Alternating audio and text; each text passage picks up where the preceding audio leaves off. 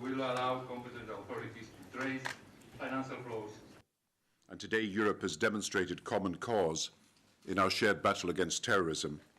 Europe stands together now as we did after the attack on Madrid. And today finance ministers reaffirmed that just as there will be no safe haven for those who perpetrate terrorism, there will be no hiding place for those who finance terrorism, who have taken very little action, despite what happened on September. I think there's two reasons why this financial effort is important. One is to cut off the supply of funds. Now, that is obviously important. It's very important to do it where there is money going from banks to terrorists. The second thing is that our research, our action to try and identify money transactions that are taking place across borders has given us vital and important information about what potential terrorists and terrorists are doing.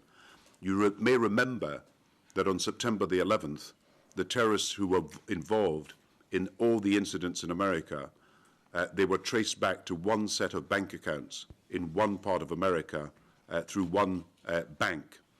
And that was vital information that allowed people to track down the source of what happened on September the 11th.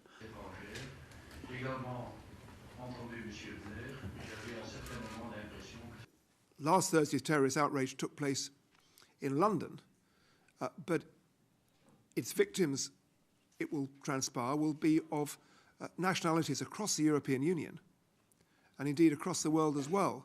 We are all victims from this terrorism, and I hope the European Parliament is able to take note of that. Is the European Parliament being unhelpful? That's not the adjective I'd use.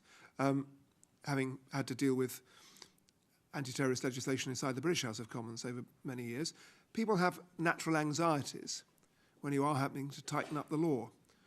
All I'd ask colleagues inside the European Parliament to do is to think about the fact there needs to be a new balance.